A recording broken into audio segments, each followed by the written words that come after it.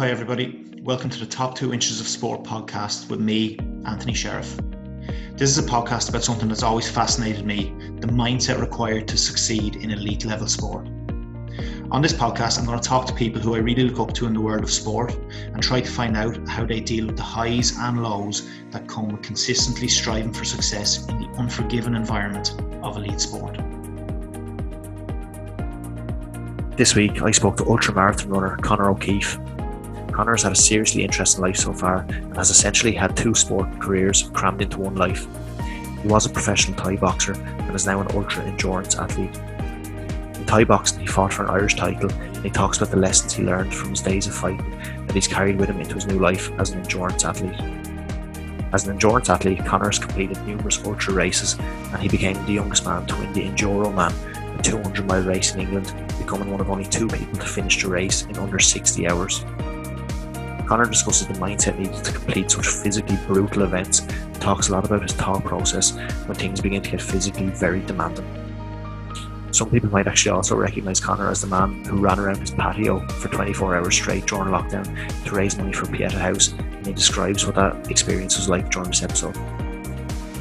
From speaking to Conor, it's clear that he's a man who puts a lot of emphasis on the mental side of training and competition, and he's developed a fascinating outlook on sport and life, so it was brilliant hearing all about it this week. So here's this week's episode of the Top 2 Inches of Sport with Conor O Keeffe. Right, Conor, thanks very much for coming onto the podcast. I know we've tried to get this done a couple of times. We've had to kick the can down the road a few times, haven't we? But absolutely right. So thanks a million. No worries at all. Good endurance on your behalf there. Yeah, no, you're a busy man though. You've recently just moved, I think. Judging from your Instagram, you're in the Wicklow Mountains with donkeys most days, eh? Yeah, I'm around my own people, my own kind. Yeah, good stuff. Which look, basically, I've only recently come across your story, to be honest, but it's very, very interesting, definitely from a mental point of view. Anyway, you seem to have had a couple of different lives within the one life, definitely in a sporting context. Anyway, I know you fought professionally with the Thai boxing, and now you do the ultra endurance events as well. So I'd like to find out about both of those sports, and again, like I said, from the mental side of it. But just for anyone listening that isn't too familiar with your story, could you give us just a bit of a background on yourself? Where you came from, and obviously absolutely, as well, yeah. The two sports you're involved in are quite wild sports. Or were you always like a wild young lad drawn to those kind of sports? Were you? I was an absolute mental case as a young fella. Like, my parents should be given medals by the president for putting up what they had to put up with when I was a young fella. I think as I grew up as a kid, then I found outlets to place these energies into, and one of them just happened to be Thai boxing later in my life. I was playing rugby as a young fella the whole time, like, because I was a bit bigger and stockier, a bit chubbier, like, you know what I mean, when I was a young fella. And so I found kind of like, that rugby was kind of a place where I could, I suppose, use my physicality. Yeah. Then as I got older, I lost weight, and then I grew about a foot, and I got to be quite tall, and then was always interested in martial arts. Yeah. From a young age, was always interested in martial arts. I was that kid who thought he was the Red Ranger, going around the place, maybe karate chopping people and stuff. You know what I mean? That's who I was like. I loved Bruce Lee movies. I remember going out to my grandmother's house, and she'd always watch the MCM movies, like the pure old school flicks, yeah. And like Enter the Dragon and all of these flicks, and I'm just like, yeah, that's what I want to do. Like, and I was like, I want to be a stunt man, but like, basically it just drew me towards finding martial arts. So I started boxing when I was 17, and it quickly just took over my whole life. It was like my entire identity, to be honest. And I just completely, like, I was obsessed with it. Like, and I wasn't committed or disciplined. I was obsessed. I could not actually get it out of my mind. So every waking moment was always thinking about fighting. When I wasn't training, I was thinking about it. And just constantly leading to the next fight, to the next fight, to the next fight, until I think I burned myself out. I just burned myself out. I think I had given so much to the sport, and I'd fought for 3 titles and had lost 3 times. And, I just kind of come to the point where I was like, what the fuck is this all about? I was like, I think I burned myself out. And I think because of the relationship I had with Thai boxing, it was just going to go that way. You know, it was going to fizzle out. It was like that relationship, you know, and everything's hot and heavy, like from the get-go, and then it fizzles out. You know what I'm saying? So it was like that with Thai boxing. And so after I left Thai boxing, man, I think I did all the things that I missed out on while I was boxing. Because when I was boxing, I was so committed. I never like drank or ate bad food or stayed up late or partied or did any of those things. So when I finished Thai boxing, was like opening the floodgates. I was like, okay, I'm going to go out.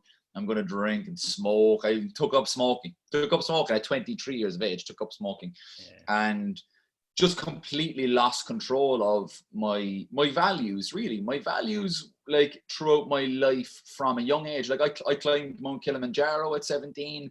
I was always about pushing my limits and, like, you know, health and well-being kind of being a central part of that. Fitness more than health, really. You know, I just wanted to be fit. And I just lost all of those values because the goalposts had been changed for me. I had no goals to set my sights on. So then that I allowed that to alter my values, and then I went through that life for a number of years. I battled with depression. I battled with real low points in my life. You know, really times where I just actually felt like I didn't want to live anymore. Like, you know, really. And after I kind of was coming out the other end of it, I was seeking athletics, and being a sportsman was like a way out. And I was projecting outwards all the time again, like just searching for, you know, the world to solve my problems for me. And so I started running, ran my first marathon in June of 2018. And then 7 weeks later, ran my first 100 miles. So it was like, my life, like from the get-go, Anthony, has kind of been like, why dip our toe in when we can dive in, you know? You know, so it definitely sounds that way. But look, there's so much you've kind of squeezed into your life. So I'm not sure if this will be in chronological order, but what I'm going to do is I'm going to focus on both sports. So I'll focus on the fighting first, and then the marathons and all that, because there's certain specific parts of each I want to ask you about. So just to start off with the fighting, because I'm always fascinated to speak to fighters, like more so than any other sport, really, because I think a lot of people feel like fighters, like, you know, when they're not fighters themselves, that they don't necessarily have fear or whatever. There's these kind of barbarians that love to fight. But I've had a few like high level fighters on the podcast even, and I know a few fighters, and like obviously that isn't the case at all. They all have extreme fear, and but they just obviously found a way to deal with it. So you know, you fought at a high level professionally. I think you even fought for an Irish title, which we'll get onto as well. But just maybe a strange question, but what would you say your relationship with fear was when you were a fighter? I think, to be honest with you, the more I fought and the more my fear dulled, the more edge I lost. Really, I think fear is incredibly powerful. You know, it drives us. I think, to me, I had a fear of judgment, right? I had a fear of being judged as being a bad fighter, or, you know, being embarrassed maybe, you know, and that's what made me train really hard. Was like, if I'm fit, then, you know, I can control that aspect of it. You can't really control what your opponent does, really. You know, you can try and watch what he does and see, you know, where the fight is going, but you can't really, like, you know, control what he's going to do. So you have to control what you can do. So, to be honest with you, like, Mike Tyson has a great quote about fear, which I think it just resonated really with me. And that was like, you know, fear is like fire, and fire can be very, very useful. It can, you know, it can keep you warm. It can cook your food. It can do these things for you. So fear can help you in that way. But just like fire, if you cannot control fear, it will burn everything around. And so it's very much like using that fear to drive you forward in training and to drive you forward in the fight to get you where you need to go, you know. And yeah, Jesus Christ, like I was scared shitless every time I hopped into the ring that I was going to lose. I wasn't necessarily afraid of being hurt. I wasn't afraid of, you know, of anything else other than, you know, I wouldn't perform. And I had a fear sometimes as well of the big occasion. I think I wanted, like, my title fight so badly that I let the fear of losing the title stop me from winning it, you know? Yeah, no, I get you. Yeah. So I can imagine you just obviously being an unbelievably hard trainer, probably the first in, the last out, and things like that. Now, I actually heard a boxing trainer talking once. I can't remember who it was, but it was one of the big ones, like Freddie Roach or Manuel Stewart, one of them anyway. But they said a quote about overtraining that always stuck in my head. They actually said they would rather a fighter undertrain than overtrain, like even basically be unfit, because they said if you're undertrained, the adrenaline and things like that, you can pull something out of the bag on the night. But they said if you're overtrained, you're flat as a pancake, you're done. You have nothing to pull out. Now, just looking at your kind of life after boxing, like with the 100 milers and all, you seem to be an absolute model for someone who could have possibly overtrained. Like, did that kind of fear of being embarrassed ever push you too far in training to the point where you ever felt you were overtrained? Absolutely. Absolutely. My last fight in Ireland, I was absolutely flat. Like I'd lost too much weight. I fought at too low a weight class. It put me under enormous pressure with diet and things like that. Yeah. And I definitely overtrained 100%. Because like you think about a man who does 3 hours of training, 4 hours of training a day, getting in and fighting and then being flat. There's no other way of explaining it. You know, if you look at output versus, input versus output, you just don't, you're not, it's not from not training hard enough. It's from overtraining is why you're flat. So yeah, I think I overtrained for most of my fights, to be honest with you, and it was just, again, that was, I think as well, like to go back to your last question, just fueled by that fear, that fear of not performing, Yeah. When you were fighting then, I'll get to your Irish title fight now in a moment, but obviously you were so driven for the title. Like looking back now, you might not realize this at the time, but do you assess it differently now? Looking back at your fighting career, what would you say it was that you were seeking? Because I mean, an Irish title is an unbelievable thing. I mean, we'd all love to have done it, but at the same time, a belt is just a belt. It's a bit of leather, isn't it? With a bit of metal on it. It's just a belt. So was there something internal with you that did you have a flame inside of you that I just have to be the best in the country? Or was it something external? Like, were you looking for, did you want to be known as the fighter? Like, or is that something you've ever really thought about, what you were seeking? Hugely. I've thought into the reasons behind everything in my life at this stage. I was definitely seeking, validation. I was seeking for me to be good at something, or for me to stake my claim into some element of life. I didn't have my place in the world, I never thought. Then when I found fighting, I latched onto it because I had success in it. I was good at it straight away nearly. So I just had that go forward in it. And yeah, when I was fighting, it was definitely driven by this desire to belong. A desire to belong, and I never felt like I belonged.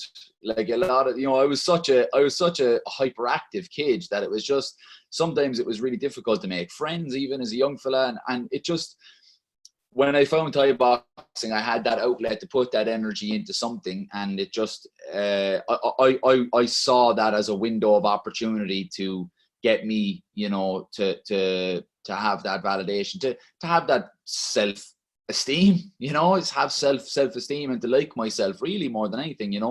And I battled with that for years afterwards and throughout my Thai boxing career, and I think that was another reason why I never made that final step. Was I think the guys that I fought for the belts, and the guy I fought for the Irish title, I'm really great friends with him, talk to him on a weekly basis. Still, it's 8 years later, we still chat. Yeah. And the difference was, I think it was coming from something that within him that he does, that he was worth the belt, and where I was coming from this external thing of, once I have the belt, then I'll be happy. And how many times have we said that to ourselves, especially even during COVID, when COVID restrictions lift, then I'll be happy. These things that chase us all around, but that was the mindset for sure. Yeah, no, makes complete sense. Yeah. So you touched on that Irish title fight you had then with your former opponent, your now good friend. No, mate, so, yeah. Look, I was doing a bit of research on your background anyway, and that night when you fought for the Irish title in 2013, I think it was a 5-rounder, wasn't it? That seems to be it seems to be kind of a big moment in your life, really. So just for anyone that doesn't know your story again or hasn't heard your story, could you just tell us all about that night, the build up to it, and actually what happened on that night?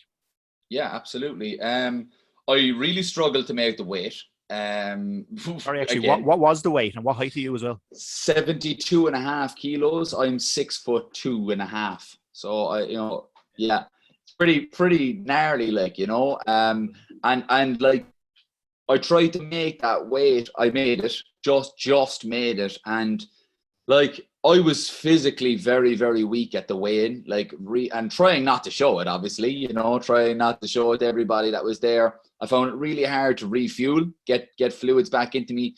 And that night I felt really dead. I felt dead. I felt like, Jesus, I'm after training for months, years, like, for this moment, and I feel so dead. It was because I overtrained. It was because I overextended on my ability to make that weight. And, you know, it was just basically, you know, that was running through my head. So I had doubts from the very start. And that's not the way you want to be when you're entering into such a huge occasion, is have those doubts. And I really was riddled with them.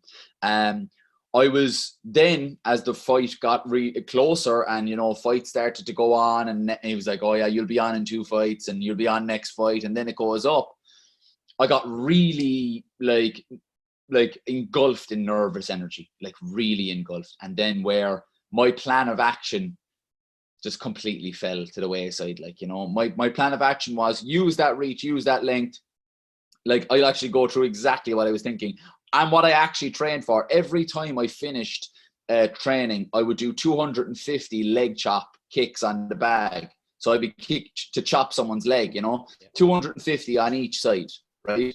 Like, nearly every training session. What I was going in there to do was use my range, chop the leg, jab, chop the leg, and kick to the body, and do those things that, like, you know, I trained to do. I hopped in, man. I got one punch into the face, and the whole thing was set off from that. And I just started warring with him, and started punching and kicking and kneeing and everything and anything, getting into the clinch. And and then, you know, in the third round, I hit him with a really great shot, knocked him down, but I kind of fell forward at the same time. And so the ref thought it was a stumble, never counted the 8 count. But my corner was going bananas. They were like, get him, go, he's hurt. And I could see he was hurt. I could see his eyes were glazy, you know. And then I just I went to work on him, caught him with a good few more good shots, never managed to put him down again, but he recovered. And that round really was the undoing for me. The 4th round was a round that he easily took. He managed the ring really, really well. He had great dominance in terms of, if he threw a shot that he wanted to hit me with, he was hitting me with them, you know. And coming into the 5th round, I was like, you know, I was being told by my corner, you got to go for this. And I'm like, guys, I'm close to being hospitalized right now with exhaustion. I'm not even joking. Like, you know, actually being hospitalized from exhaustion, where I was dehydrated for a week or so after this, you know, really, like, and truly could not actually, like, this is what the actual hospital, the doctors, the consultants were telling me this when I went in to get a brain scan afterwards, because I had gotten a concussion. And I was told, like, you know, this was, you know, I went in 3 days later. He said, you're extremely dehydrated. You're still dehydrated from this fight.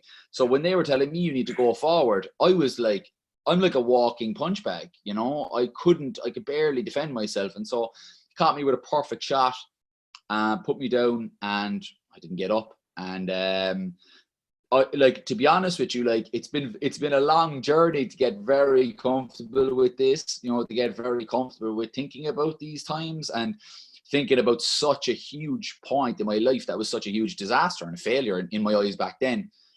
And that was it. It was I didn't fight my own fight. And what that has done now for me has taught me huge lessons about racing. Huge lessons about racing and ultramarathon. It's put that one lesson of fight your own fight.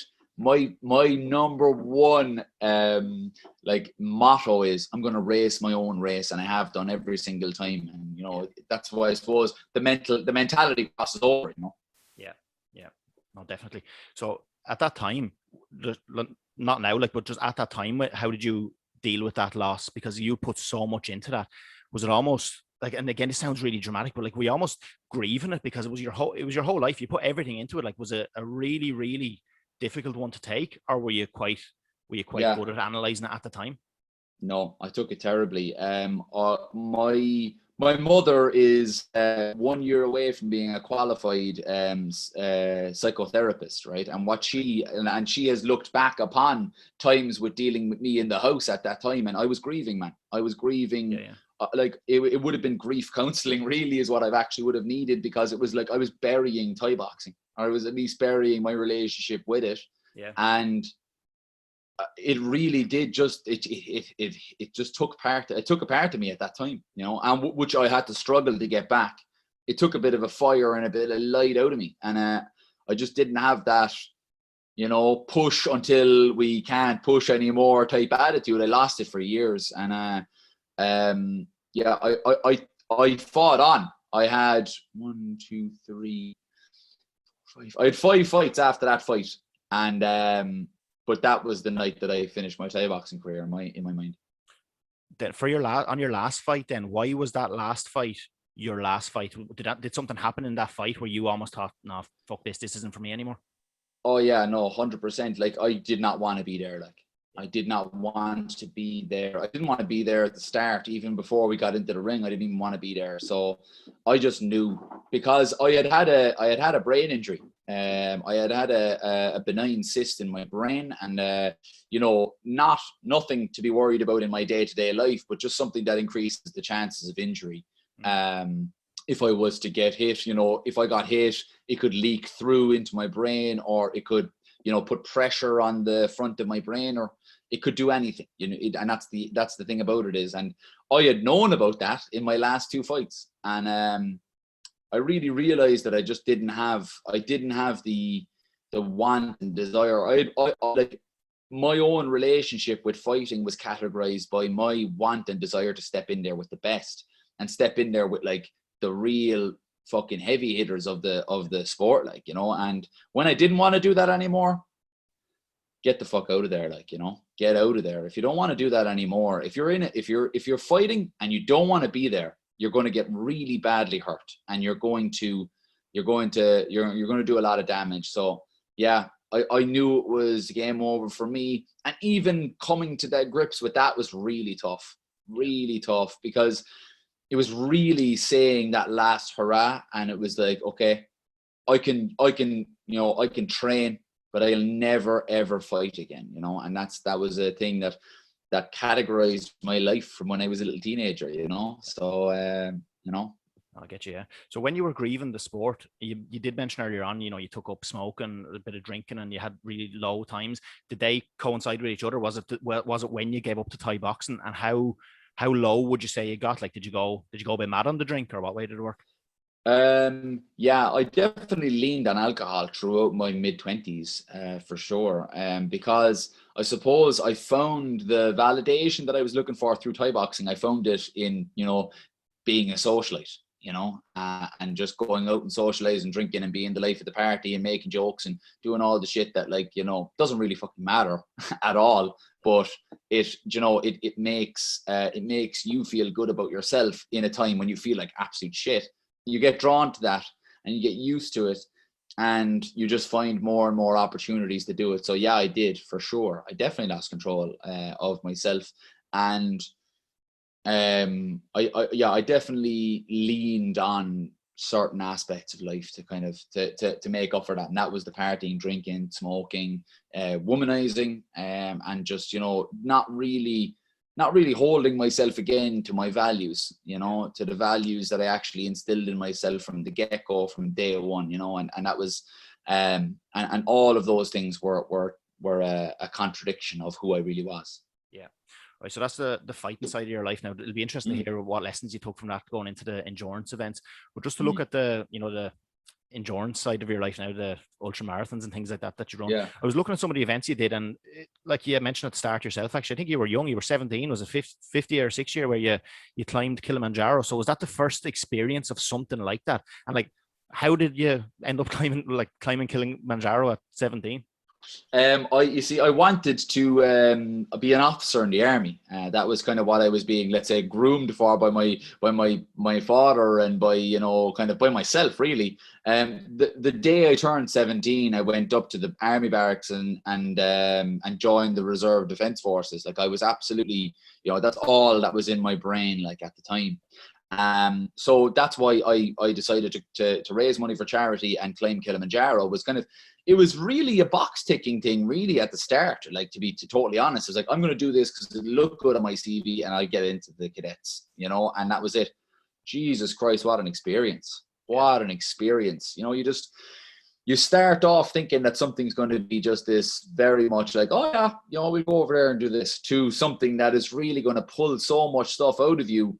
And where you're really going to have to think about, you know, a lot of stuff you've never even thought about before. The 17-year-old boy going to school in the city, you know, preparing for his leaving cert, heads over in that summer before he starts the prep for his leaving cert and sees the world, you know, sees part of the world that he's never seen before. Yeah. You know, I think I'd been to Spain or something before that, and that was it. And then I'm in fucking Kenya and Tanzania, you know what I mean? And you're on the foothills of Kilimanjaro going like, you know, what the fuck is happening? And that really gave me a huge flavor for like who I actually really was. And if I had leaned into that more at that time, who knows what would have happened, you know, where I would have went with it. But I you know, all that was in my mind at the time was joining the army, becoming a member of the ARW, the Army Ranger Wing, and you know, being in the Special Force. That's all I wanted to do. And I suppose, you know, because of decisions and side streets that I had taken in my life, it never happened, you know. But that was my first, I suppose, experience. But coming to like, you know, am I going to be able to do this? And that was like the last climb of Kilimanjaro really taught me that, like, I definitely had something inside me that was just not the average 17-year-old had, you know. Yeah, that's what I was going to ask you. Like, at that stage, coming near the final part, like, again, I have no idea what it's like, but are people just more or less dropping? Do you have to absolutely drag yourself up? Is it really physically and mentally brutal at that stage?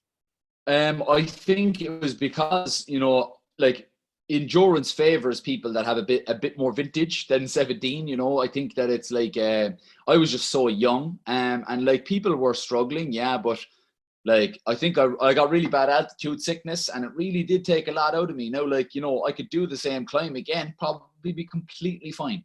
Yeah. But at that time, like, you know, at that young age, it was tough, you know, it was hard. And that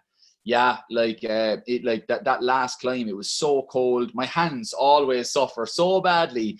Yeah. I think it's because I've got like long orangutan kind of type arms. Like, there's just so much distance for the heart to pump blood down there. But I always still suffer with cold hands, and my hands were just frozen to my walking sticks. I couldn't even move them, and I just really felt like absolute shit.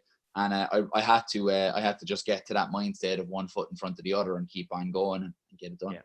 It was obviously a mindset which has stayed with you throughout all the other events you've done. Now, you said before, your first 100-miler, basically the only other marathon you've done before that was just one regular marathon.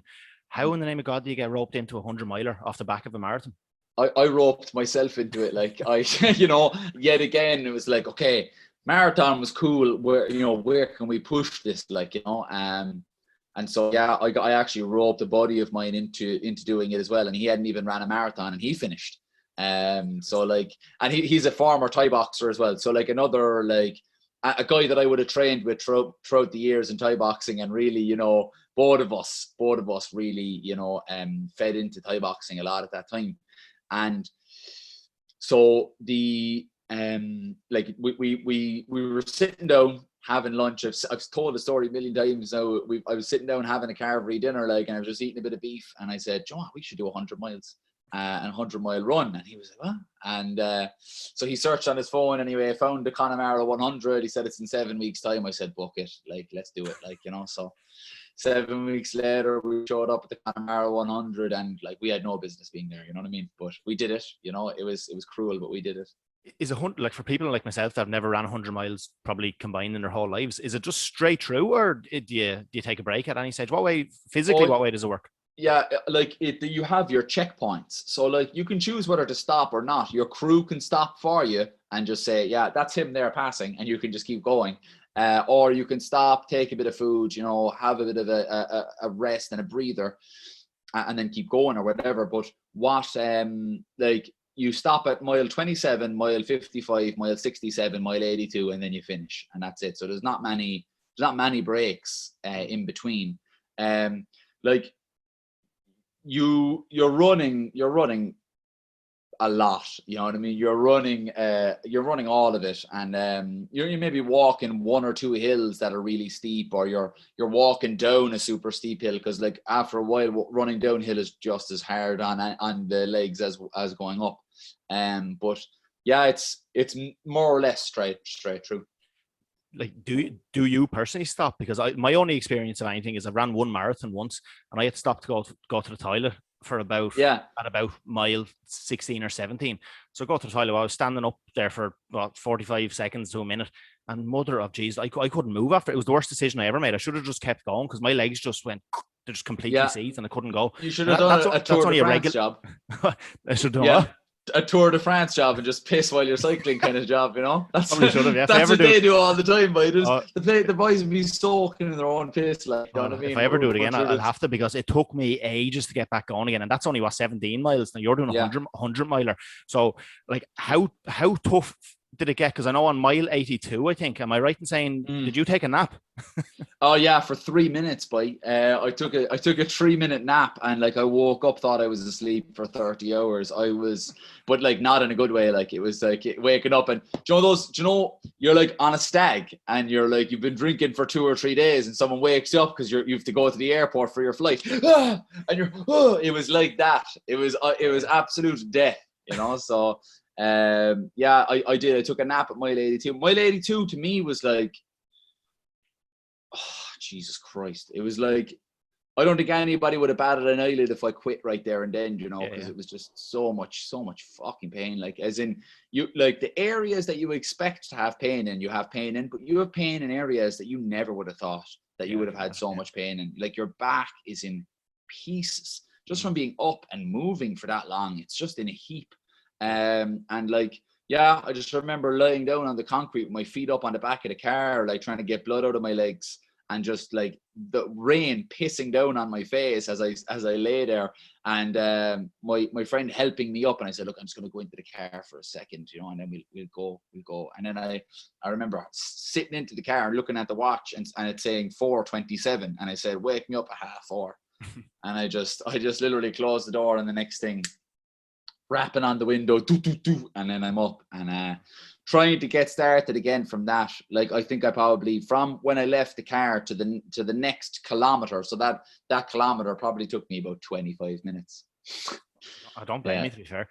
What way do you break it up in your head? Because if you're starting off and at the start line, you're thinking about the finish line. I mean, that's a hell of a long day for you. Do you break it up into like, let's get through 4:25 miles, or what way do you do it?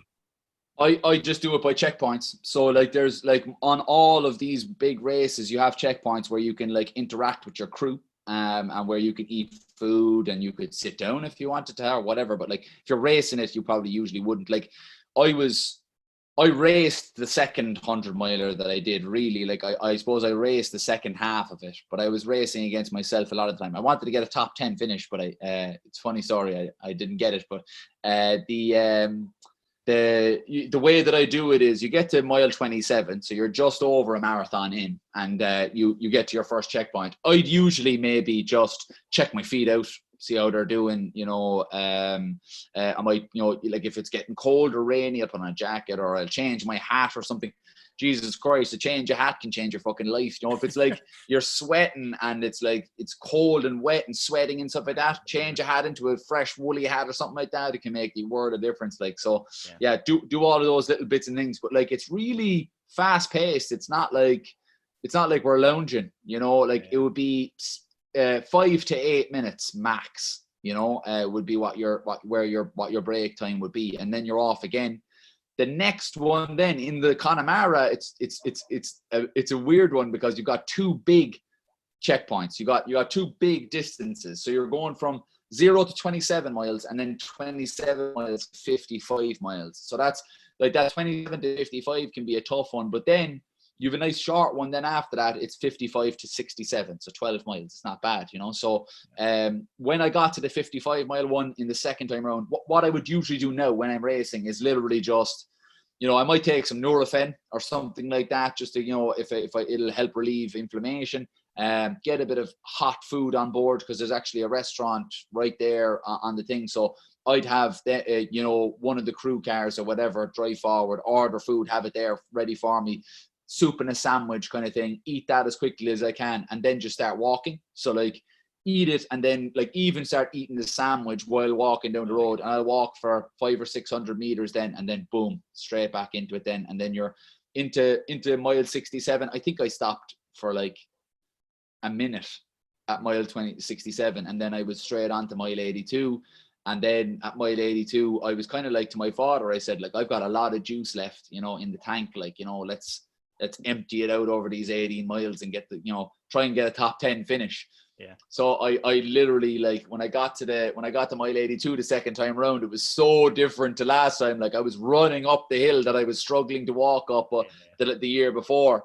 And I ran up that hill. I got there and we kind of chilling out. And my dad was like, "How you feeling?" I goes, "I think I'm gonna fucking burn it on from here. I think I've got a lot left, like, It's warming up, yeah." He was like, "Yeah," he said, like, "Yeah, let's fucking do it, like, like leave it all out on the road." As I said a million times when I was fighting, leave it all in the ring. Yeah. So left it all on the road, passed out a load of people, had no idea where I was in terms of the positioning, but ran all the way through to the end, got to the end, crossed over the line, asked your manager, "How many people have finished in front of me?" And he goes, "You're the 11th person." I was like, "Oh God." So I missed out on the top 10, but look, to be honest with you, like, I'm not, like, just to tell everybody, it wasn't like I missed out by like 20 minutes. It was like an hour and a half. So, it was a big gap to fill. Like, yeah, there's no shaving 10 minutes, like, to try and get it, like, Yeah, but look, as an elite, like, endurance ultra athlete, you must have a relationship with that voice in your head more so than almost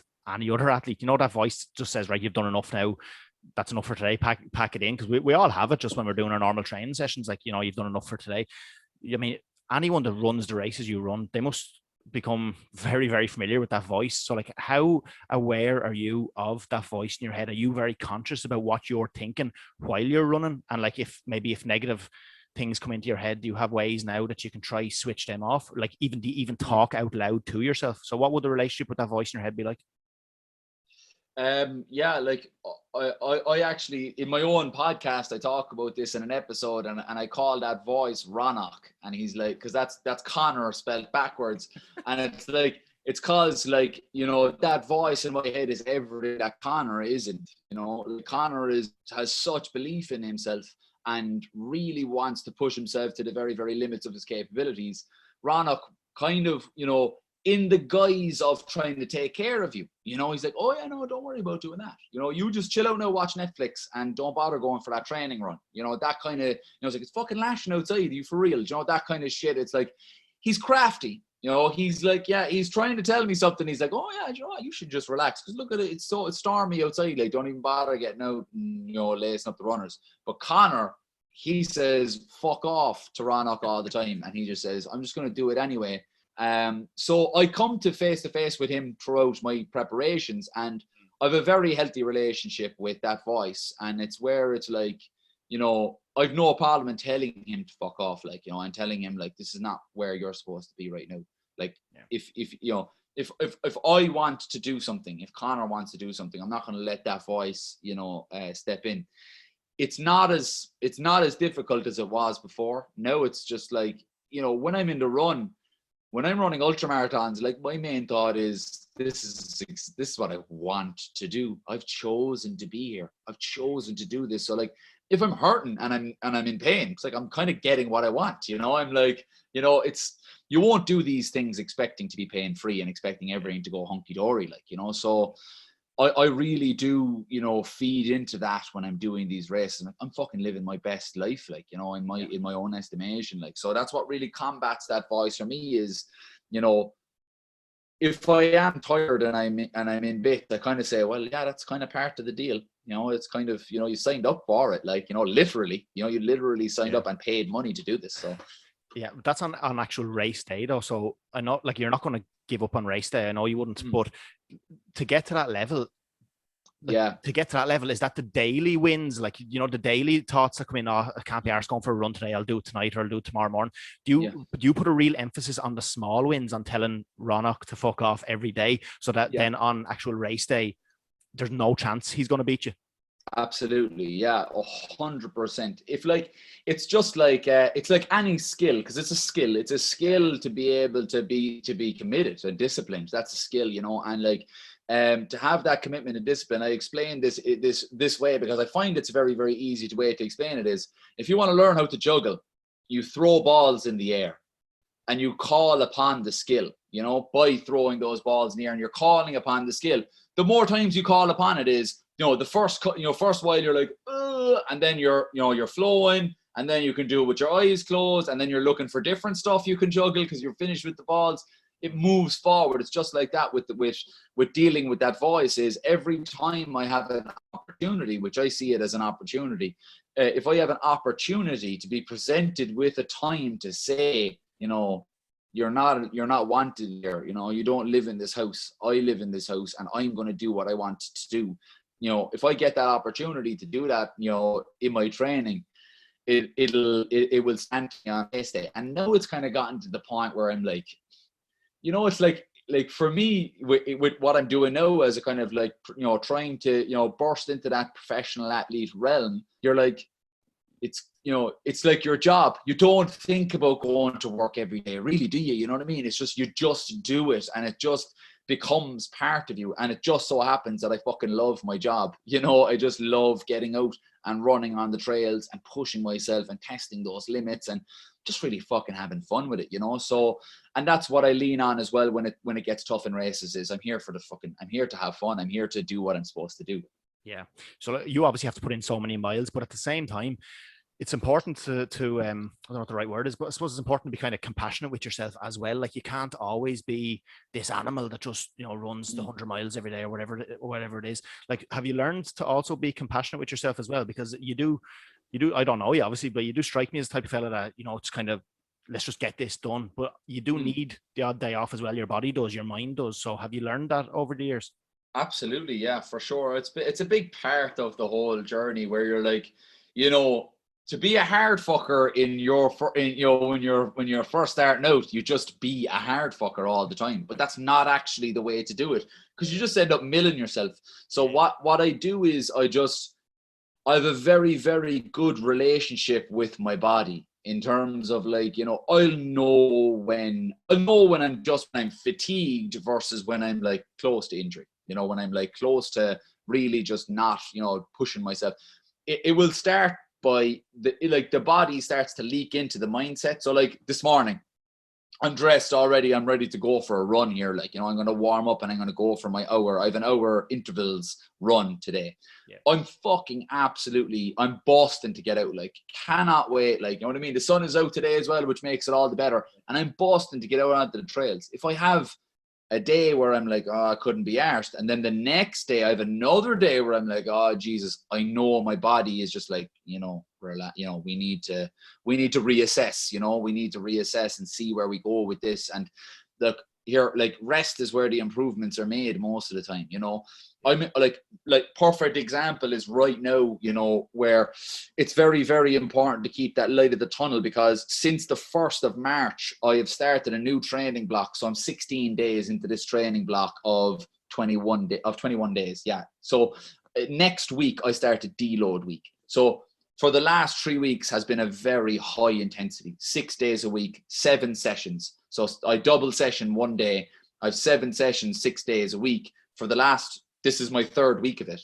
And so I'm kind of thinking, you know, along the lines of, okay, yes, we'll have our deload week here, but we must be mindful throughout this 3 weeks of hard training is that it's going to be 3 weeks of hard training. So, you know, if there's one of those days where I'm like, Jesus, that, you know, that hip feels really inflamed. Yeah, I get you. I'm going to talk with my trainer and go, look, hip feels inflamed. Can we shift this around here and see where we can go? And he's always on the thing of, he's very much like, you know, has the reins on me, like, you know, pulling me back away from, you know, from hurting myself, you know. So yeah, you have to have that compassion and know that resting and changing options and stuff like that is not a weakness. It's a strength. It's a fucking strength, because the old Conor who was Thai boxing would have never done that, because he was too afraid. He was too afraid. He was too fearful of the backlash he would get from his own mind. So like, and I just don't have that type of relationship with myself anymore. Like my values are my well-being and health first and foremost, and that's what I'm going to look after. 100%, yeah. So the reason I asked you about being compassionate with yourself is I know you entered this Enduroman, which was a 200-mile race in England, and you won it. Now, I was just thinking, you couldn't, like we talked about with the overtrain earlier, you couldn't have won that if you hadn't have had days, I suppose, where you're compassionate with yourself in training.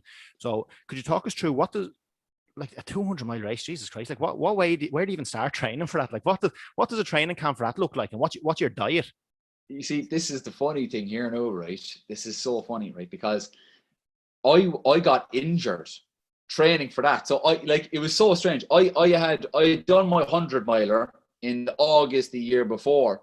And from August to the 31st of December, I ran one time. So I completely lost all go forward in running. Like I never, I thought that it was a one hitter quitter. It was like, I'm going to, I'm going to, go to do this 100-miler and then gone, and then I'm never going to come back to ultramarathon. I was like, yeah, I've been there, done that. Then the 1st of January or the 3rd of January, actually, I say, yeah, I'm going to run this 200-mile race. So, which is in May. So I've got 4 months really, of hard training, right? I get injured with 7 weeks to go of training. So I get injured like near the end of February, I think. And I injure my hip. It takes me out of running for like 4 weeks. So I lose a month of running. And I think it was the making of me, because it got me off the road and it got me into the gym, working on my imbalances, working on my, on areas that I was weaker in and that I was, not as good in. And it just made me a better runner by looking at it from all around, off the road and into the gym, getting myself strong. Then when I got the 3 or 4 weeks that was left to run, I ran and I trained and kept them both together. And I never ran so well in my life. And then the last week before the 200-mile run itself, I was so kind of like, I didn't really know, because it's my second ultramarathon. I didn't really know what I was supposed to do in the last week. So I did nothing. I sat around and just stretched out, rolled out my legs with the foam roller, went for walks and stuff, but didn't run or go to the gym or anything, and just left it for a whole week. And I think I just, when I had gotten to the race, I didn't know it, but I think I peaked. I didn't actually know it, but I think I was just like, I had some way, managed to get to the race in peak condition. Yeah. And the biggest lesson that I could ever have learned from boxing came through to really, really come in handy for that race. And that was run my own race. Don't fight his fight, fight your fight. And it's like, don't race his race, race your race. And there was a time where the first person in that race, there was 5 other competitors. The first person who hit 100 miles, I was at 78 miles. I was nearly a marathon behind him, So but the thing is, 3 of those guys got to 100 miles and stopped. They just hit 100 miles, said, look, I've enough, I'm done. And then I was just, okay, I'm still running my own race here. I'm going slow, but I'm still running my own race. And then I hit 100 miles, and then 101, and then, and it just starts from there. And then, to be honest with you, man, I had given myself so many of these get out of jail free cards. I'd presented them to me. I'd kind of handed them to myself. I was like, you could do 150, be grand. And then, just do this, and then just pulling them back last second, going, nah. And then really committing to, I'm here to run 200 miles. Yeah, no, it's just interesting. It kind of ties into what we were saying earlier about overtraining, even with the boxing. It seems to be like you obviously were borderline maybe undertrained in a way, but you obviously peaked. What would the diet be like for something like that? Because when you're fighting, I can just imagine on fight week, you're barely eating, you're dehydrating yourself. What's on race week? Are you just eating like an absolute pig? And what way do you eat during the race as well? You see, I do. I lose a bit of weight for racing as well, because like when you're doing ultra marathons, like if you lose 2 kilos, you don't have to, bring with you for 200 kilometers or whatever. So I do lose a bit of weight going up to the run. So I'm not mad eating, like carb loading and all that kind of stuff. The modern sports science leads us to believe that it doesn't do anything, that it doesn't benefit you. So the way I do it, man, is like on on all of my training sessions, and even in the last week, I eat around the same foods. Like if we all look at our diets, we all eat the same, like 20 different foods, really, like, or 25 different foodstuffs. So I just kind of keep it to that. And then when I'm running the race, I eat that. I eat the stuff I eat day in, day out. So like I'll have bowls of porridge while I'm actually doing my runs, and while I'm doing my races, or if I eat I eat like ham, chicken and cheese sandwiches. Sometimes I'll have a ham, chicken, cheese sandwich during the race because my body knows what to do with it. It's it's been in my stomach 100 times before before this race, and it kind of goes from there. And just trying to keep calories in and try and keep it out. But it's again, I'm still fine tuning that. I'm still figuring out, and I like anyone.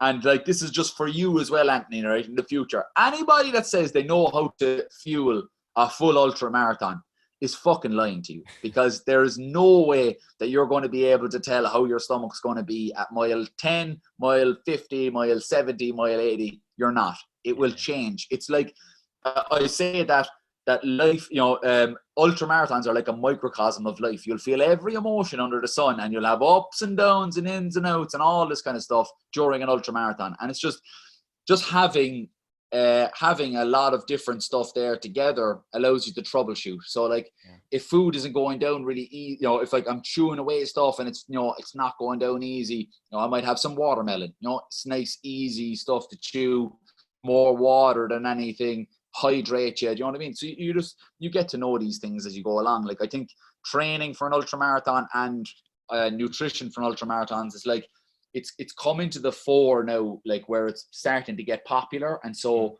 there are more people, there's more science behind it, so I think that as the more the science kind of develops, then I'll be able to we'll be able to apply that in there, like, you know what I mean? So that's a 200-mile Enduroman. Again, I think you were one of 2 men ever to run it in under 60 hours, I think I'm right in saying. Mm-hmm. So you can't run 60 hours like straight through. Like, so what way in terms of breaks, you have to sleep surely to God, do you? At some stage? Yeah, I slept for a half an hour. So we came in, we had a tent set up, and we had a bit of a blow up bed inside the thing. So I stopped after I think around about 39 hours or something like that, and went for a nap, because at that point, because the race actually started at 4 p.m. So I was up at like 8 a.m. that morning. So I'd been up for 47 or 8 hours that stage, like 2 days straight. And so when I got into bed, then I slept for a half an hour. Jesus Christ. When I woke up, man, I had no idea where I was. I had no idea what I was doing. Didn't even know who my dad was for a second. It was like so dark and everything. I was like, who the fuck is this?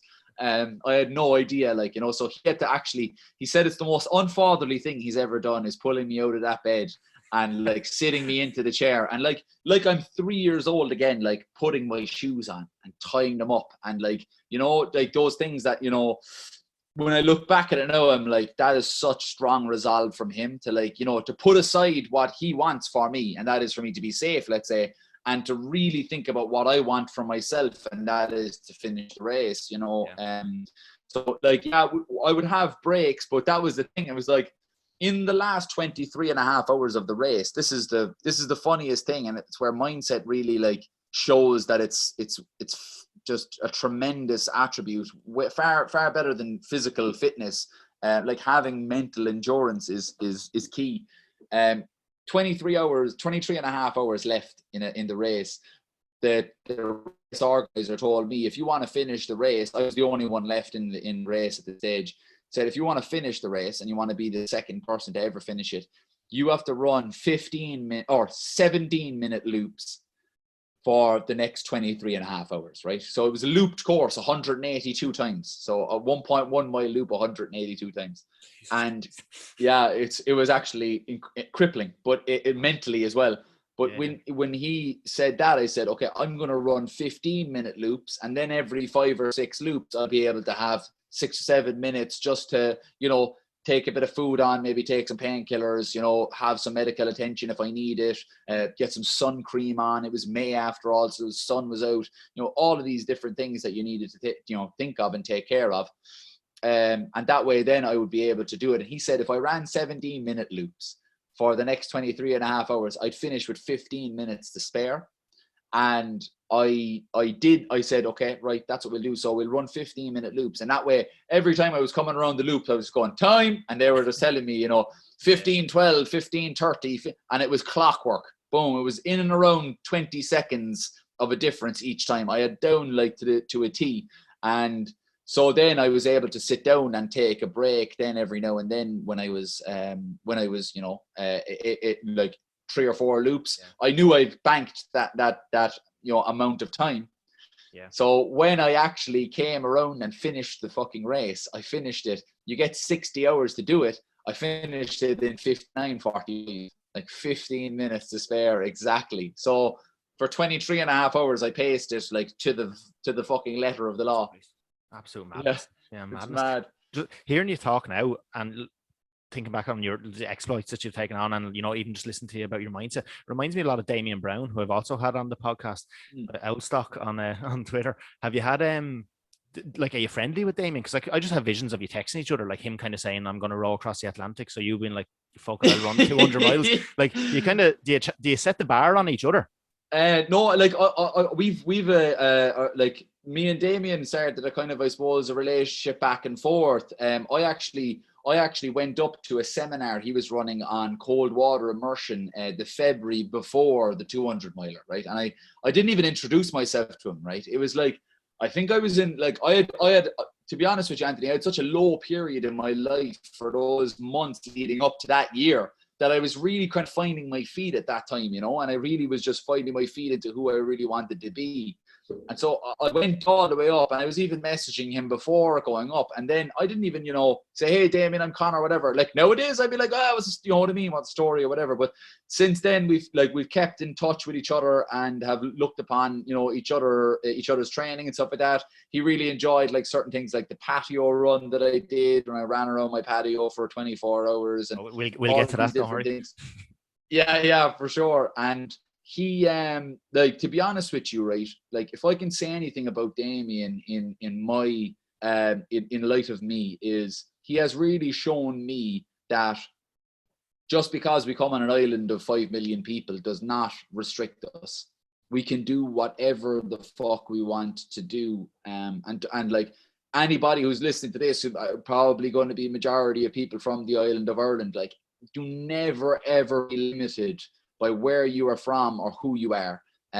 Whatever way you want to take that, whatever race, color, creed, anything, don't ever be limited by it. And I think that because we are such a small nation, it can sometimes be, bewildering, thinking about taking on different aspects of life where people have such a bigger stake. Where you're talking about the UK or countries in mainland Europe or the US. And what Damien showed me was, I don't give a shit. I don't give a shit about that. All I care about is following my passions and following who the fuck I am. And that's something that I've taken from him, and I've really I really wanted to thank him for, is giving me that insight into that. So yeah, me and Damien, like, I always follow his stuff. I'm a patron of his on his Patreon. Because I have a Patreon myself, and so I said because I had gotten a load of Patreons, I said, you know what, I'm going to support Damien because he's doing such great things. That he's just so, like, we need to back people like that. We need to back people like that, because the effect he has, I think, and the effect that hopefully I can have is, like, to people looking at Dan or looking at myself, is that we are only limited by what we think we are capable of doing, and he's really pushed that, and he's really said, I don't actually care about any perceived limitations. And, like, he is a huge man, but there is limitations with being a huge man. You have to fuel all of that man, and you have to fuel every part of him. And he has shown that he's not going to be. People shouldn't be limited by how small they are, how tall I am, how lanky I am. I'm not going to be limited by that. I'm not going to look upon it as an excuse for anything either. Yeah. So just like he doesn't, and he's a big guy, and that will benefit him in some ways, but it also has negative effects. And like, what he has shown is that he doesn't care.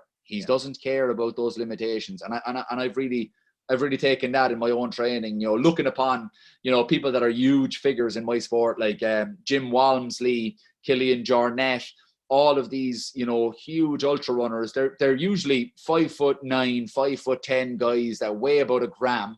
And they just, they have enormous, they started ultra endurance running, or they started endurance sports when they were tots.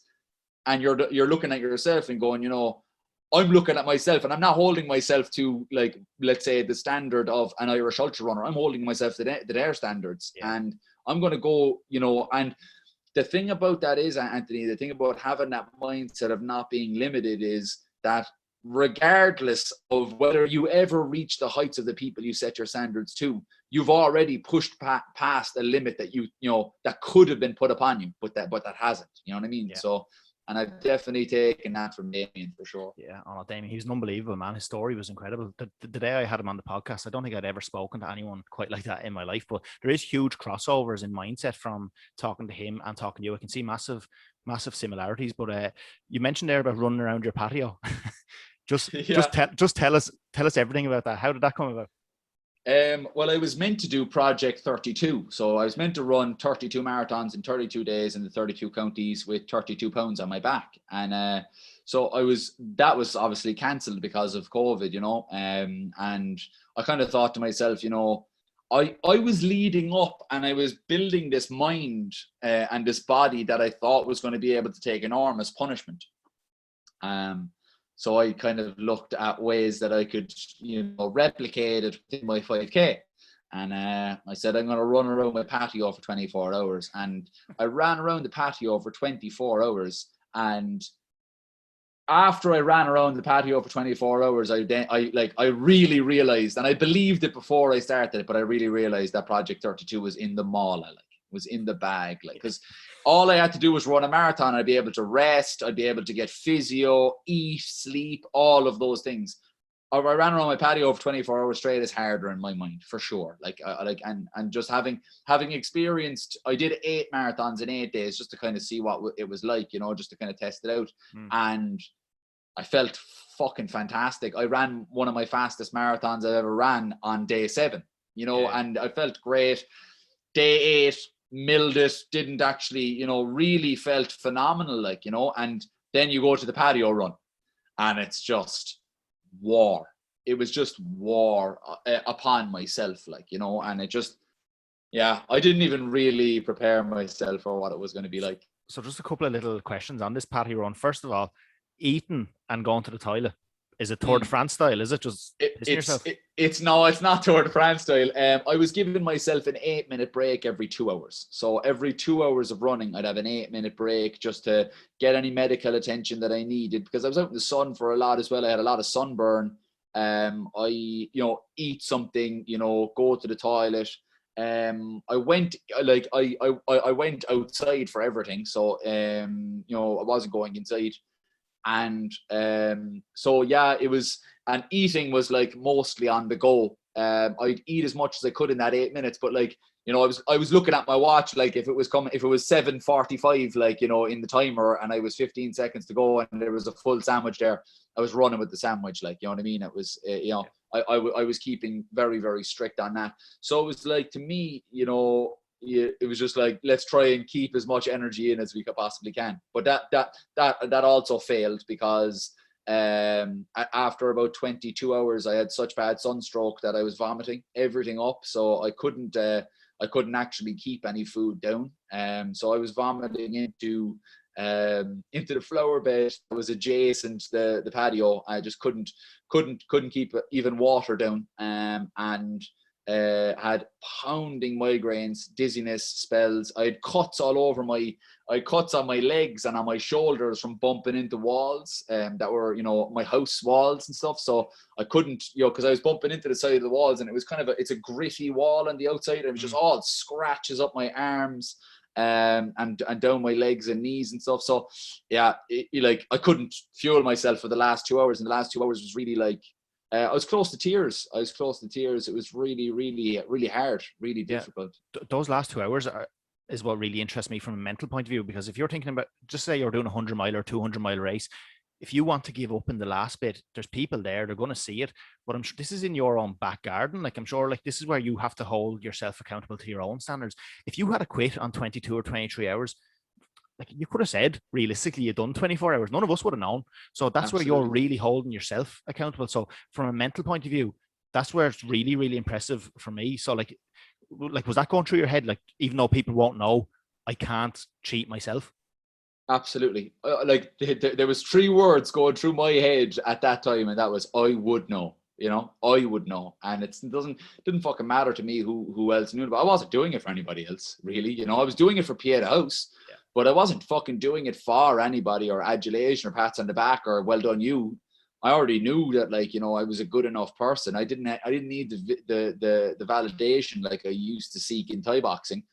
I knew that I was good enough, and that I with or without running, I was good enough, you know. And like, that's the thing, that the huge difference between my Thai boxing career and my running career has been knowing that I can live without it, and that I can, you know, I don't have to be in the spotlight, like, you know. And yeah, just really seeking, like, you know, I don't, like, you know, thinking about, you know, wanting to have a belt, you know, a title belt. I don't even know where the 200-mile trophy is. You know, I couldn't tell you where it is. You know, I think it might be under my bed or something back down in Cork or something.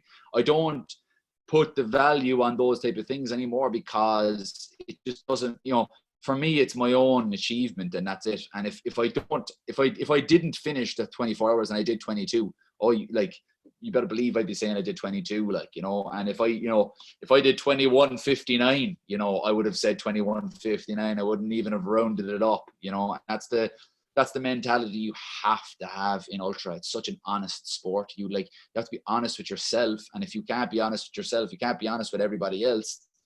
You won't be able to be honest with yourself late in the game when you're looking to pull something out of yourself, you know. Yeah.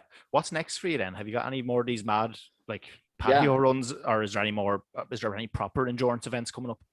I'm actually, like, this is the first year where I've thought about proper racing, where I'm like, I want to get out and race like the best in the country. So I'm racing the Kerry Way Ultra, which is 120 miles over the Kerry Mountains.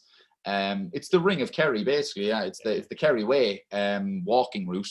120 miles, 200 kilometers. I'm racing that in September, but in the meantime, I am training right now for a 100-kilometer personal best. So I'm doing that at the end of May. So I ran 100 kilometers before, and I did it in 11:39, and I'm hoping to get sub 9 hours this time around. Cool. So, you mentioned a few minutes ago as well, you were raising money for Pieta House. Is there any specific reason that you chose, obviously a great charity, but is there any specific thing that pulled you towards Pieta House? I think, like, it was because of my own history with mental health, and they are specifically a charity for suicide, for people that have suicide ideation, which I definitely dealt with at times. So I never had used their services, and that was exactly why I wanted to raise money and awareness for them, is because I didn't really know what they did, you know, or you know, what they were about. And so when I started raising money for them, I've raised about 50 grand for them now at this stage, and it's like kind of it's been, you know, I suppose, it's been put on the back burner now with all of the everything going on and whatnot. And I could have been raising money for them all the time during it, but it was just it was a job in itself sometimes, you know what I mean? But it's definitely something that I will fulfill the obligation that I wanted to raise 100 grand for them, and that's what I will do, you know. Yeah, hopefully. I know it's unbelievable that you've raised that much so far. What about just in terms of getting paid yourself? Like, do you get sponsored to run all these races? Not necessarily sponsored to run the races. I am sponsored now by the Run Hub in Dublin, so they sponsor me. They're sponsoring me just you know, a paid sponsorship with gear as well. Like, this is the On Running is the brand that they have given me, which is to be honest with you, fair incredible. Like, I'm not actually, and I'm an authentic guy. I'll tell you if the stuff's garbage, and it's just pretty class. To be honest with you, you know, it is pretty good. So yeah, like I'm sponsored with that. I'm working with other brands as well because I do a lot of mountaineering, so I'll be doing a lot. I do a lot of climbs and navigation work and stuff like that. So I'm working with other brands as well, on that side of things. But the main kind of, I suppose, the main paycheck is through the Patreon page that I have from my podcast, and as well I do corporate talks as well. I do talks in universities and companies and things like that, and that's what keeps me out on the trails, I suppose. Yeah, cool. Do you have any like mad goals for the future? I know you spoke about a couple of things coming up this year, but have you any big goals for the future that you really want to tackle? I've got a plan for a virtual race that is unlike anything has ever been done before. Not so much in the race, but in terms of the structure. I want it to be a race that is green from start to finish. I mean, like, the packaging you get your race pack in is compostable. And I want, like, instead of getting medals, I want to give people like seed bombs. So when they're doing their race, they're dropping seed bombs all over the place. And I want to plant trees for race entries. I want to plant meadow for new wildlife and eco-friendly, you know, race. That's not only not affecting the planet negatively through the race itself, so the packaging is all compostable and everything, but that it's actually benefiting, and that it's not only giving people, an awareness that, you know, we need to look after the biodiversity in Ireland and the beautiful landscapes that are available to us in this country, but that we can actually, have a bit of fun doing it as well. And we can, dropping seed bombs around the place is one of the funnest things you can do. Like, if you've never done it, sounds class, is it? It's so good. It's like, you make these seed bombs from clay and dirt and seeds, basically wildflower seeds. You see some dilapidated house or something like that that's been, abandoned or whatever, you just throw your bomb in there, watch all those wildflowers grow on the property, and it's just great fucking fun. So you run your virtual race, I give you a pack of seed bombs, and you do your race and you throw the seed bombs around your local area. It's pretty cool. Like, it's a cool interactive way of drawing community together. And on the other side of things as well, it's not only about conservation of wildlife, it's about conservation of the Irish language as well on Changa.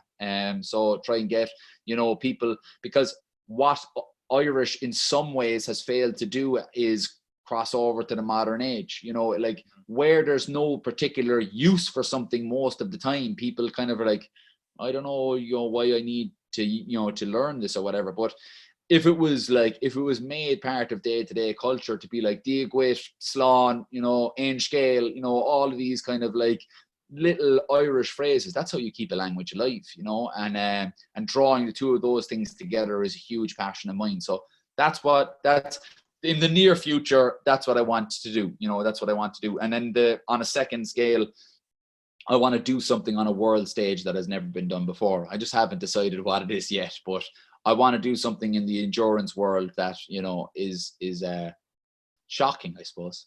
Something that is just like, make people think, holy shit, this can be done. To be fair, like, just speaking to you today, I don't think anyone would be surprised no matter what you do. You're like Damien Brown in that sense. No matter what we go online and see you're doing, I don't think any of us will be shocked anymore. But look, I know you've been brilliant so far, but I know you're probably desperate to get out for a run. But there's two questions that I ask everyone just to finish up. So no worries, absolutely. The first one is, what athlete in the history of sport, and it can be from any sport, do you admire most from a mentality point of view, and why? It can be from any sport, from any era. Yeah, it would probably be Roy Keane.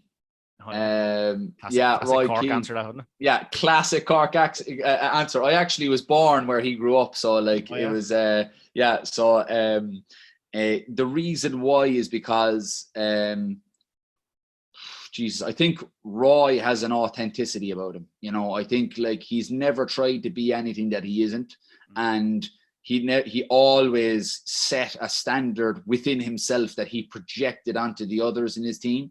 And I think he just was like, I think he was just a catalyst for so many of those, for that dream Man United team that was just unbeatable. You know, I think that, you know, he was just a huge drawing force in that, because he held these standards that weren't affected by the outside world. It didn't matter if you were playing Burnley or you were playing Real Madrid, you were going hard at it. And, you know, people pulling out of tackles, you know, and all of these different things. Yeah. He pulled them up on that, and he had an honesty about him. So I really admire Roy for that. Yeah. Cool, fair enough. And then the last question then is, if you were to go back to the start of your career, now I suppose with you, that'll be like, you know, turning professional in Thai boxing. If you were to give a younger version of yourself one piece of advice, again, from a mindset point of view, what would you say to a younger version of yourself? I would say you're good enough with or without what you do on any scale for you know, whether it be in your schooling or whether it be in your sports or whatever the case may be, that you should like yourself as a person regardless. And that's that mindset of compassion, that mindset of self-love, that mindset of having your own back.